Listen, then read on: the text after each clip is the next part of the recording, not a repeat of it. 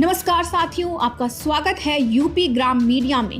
कहते हैं चोर की दाढ़ी में तिनका। जब गड़बड़ी होती है तो सफाई देने वाले खुद बेचैन हो जाते हैं। आज हम बात करेंगे उस हंगामे की जो लोकतंत्र की नींव हिला रहा है। राहुल गांधी के वोट चोरी के आरोप, अखिलेश यादव की तीखी आवाज और चुनाव आयोग की आज की प्रेस कॉन्फ्रेंस। क्या ये सिर्फ हार का बहाना है या वाकई में हमारे वोटों की डकैती हो रही है?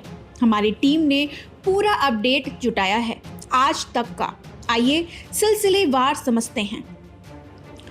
ये कहानी शुरू हुई 24 जुलाई 2025 से, जब राहुल गांधी ने कहा चुनाव आयोग बीजेपी के लिए वोट चुरा रहा है, हमारे पास 100% सबूत है। उन्होंने कर्नाटक की एक सीट पर धोखाधड़ी का जिक्र किया, जहां हजारों नए वोटरों को जोड़ा गया और पुरानों को हटाया गया। फिर 1 अगस्त को दोहराया ये गलतफहमी है कि वो बच जाएंगे। नेता विपक्ष और कांग्रेस सांसद राहुल गांधी ने 7 अगस्त को दिल्ली में लगभग 1 घंटे प्रेस कॉन्फ्रेंस की, जहां उन्होंने देश के कई राज्यों में वोट चोरी का तथ्यों के साथ चुनाव आयोग पर आरोप लगाया। राहुल गांधी ने बताया कि कर्नाटक की महादेवपुरा सीट पर 1 लाख वोट चोरी का दावा।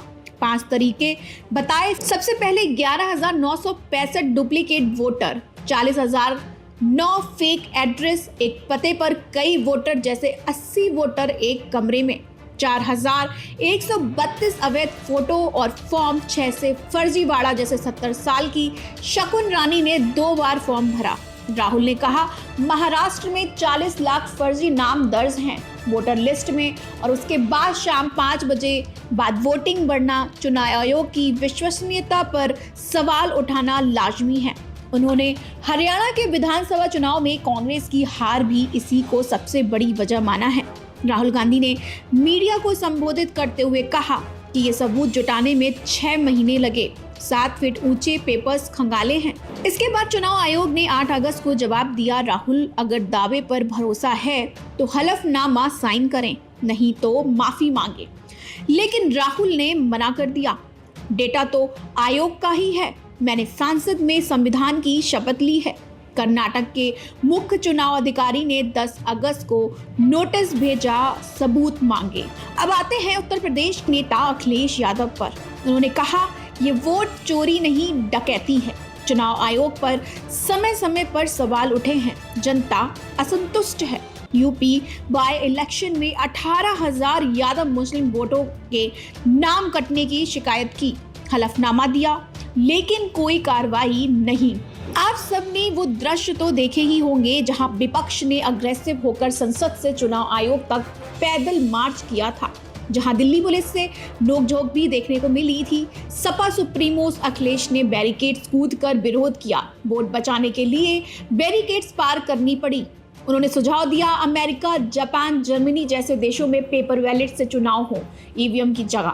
इंडिया गठबंधन ने ये मुद्दा उठाया। सुप्रीम कोर्ट ने भी विपक्ष की बात मानी। लेकिन साथियों, अभी रुकिए, पिक्चर अभी बाकी है। चुनाव आयोग पर बीजेपी ने भी उंगली उठाई।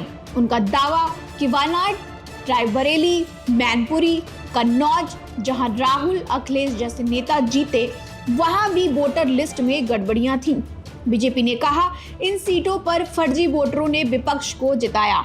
लेकिन सोचिए, अगर सत्ता पक्ष खुद कह रहा है कि विपक्ष की जीत धांधली से आई, तो ये कैसा तंत्र? क्या ये बदले की राजनीति नहीं? अगर दोनों पक्ष एक दूसरे पर धांधली का इल्जाम लगा रहे हैं तो जनता किस पर भरोसा करे? बीजेपी कहती है विपक्ष हारने पर रोता है, लेकिन जब वो खुद विपक्ष की जीत को फर्जी बताते हैं तो क्या ये लोकतंत्र पर सवाल नहीं? क्या इससे हर चुनाव शक के घेरे में नहीं आ जाता? जनता पूछ रही है मेरा वोट किसके लिए? कहावत है कि चाय छुप नहीं सकती बनावट के उसूलों से। राहुल गांधी ने 16 अगस्त को लापता वोट वीडियो जारी किया, जहां पुलिस थाने में वोट चोरी की रिपोर्ट लिखाने जाते हैं। एक नहीं, बहुत सी सीटों पर गड़बड़ी, नेशनल लेवल पर सिस्टमैटिक गड़बड़ियां हैं। उन्होंने बताया कि बिहार में 124 साल की फर्स्ट टाइम वोटर मिनीता देवी का उदाहरण दिया। आज 17 अगस्त को चुनाव आयोग की प्रेस कॉन्फ्रेंस हुई। उन्होंने आरोपों को खारिज किया। इलेक्शन कमीशन ने कहा कि वोटर लिस्ट बनाने में पार्टियां शामिल होती हैं। चुनाव आयुक्त ने यह भी कहा कि बूथ लेवल एजेंट ने ड्राफ्ट नहीं चेक किया और पार्टियों ने समय पर आपत्ति नहीं दर्ज कराई।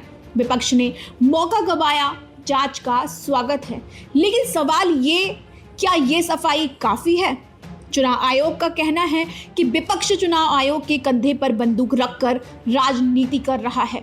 जब चुनाव आयोग की प्रक्रिया पर देश की सभी पार्टियां एक होकर पुरजोर तरीके से कह रही हैं कि वोट चोरी हुई है, तो आरोपों का खंडन देने मात्र से आपकी विश्वसनीयता पर सवालिया निशान नहीं खड़े होंगे।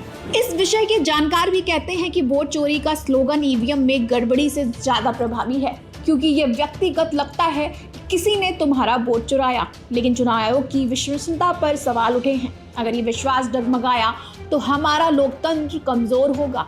इसलिए साथियों, आज इन सवालों को हम 4 हिस्सों में समझेंगे। सबसे पहले ये जानेंगे कि राहुल गांधी ने जो वोट चोरी के आरोप चुनाव आयोग पर लगाए हैं, सरकार पर लगाए हैं, उन आरोपों में कितना दम है, क्या वो सच है? दूसरा, बिहार में सर यानी स्पेशल इंसेंटिव रिवीजन, उसमें क्या कोई गड़बड़ झाला है? तीसरा, क्या ईवीएम को हैक किया जा सकता है? क्या ईवीएम के सहारे वोटों को पलटा जा सकता है? और चौथा और आखिरी सवाल कि क्या चुनाव आयोग पूरी तरह से निष्पक्ष है?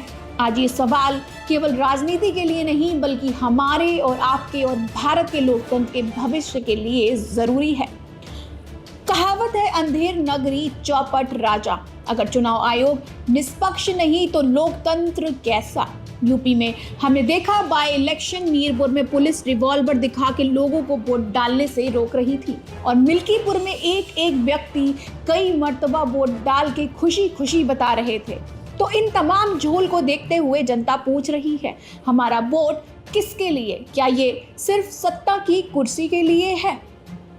उधर बिहार में राजद और कांग्रेस ने मिलकर वोट अधिकार यात्रा की शुरुआत की है। विपक्ष की वोट चोरी की ये लड़ाई जारी है। राहुल अखिलेश की आवाजें गूंज रही हैं, चुनाव आयोग सफाई दे रहा है, लेकिन असली सवाल हमारा लोकतंत्र सुरक्षित है? यूपी ग्राम मीडिया की तरफ से हम पूछ रहे हैं कि आपके वोट की रक्षा कौन करेगा? एक सवाल जो हर यूपी वासी के मन में है, वोट चोरी है या बहाना? अगर आपके पास कोई कहानी या सबूत है तो हमें भेजें व्हाट्सएप नंबर या ईमेल पर। हम आपकी आवाज को बुलंद करेंगे। वीडियो पसंद आया हो तो लाइक, शेयर और सब्सक्राइब करें, क्योंकि न लेफ्ट न राइट, जहां खबर वहां यूपी ग्राम मीडिया टाइट। नमस्कार।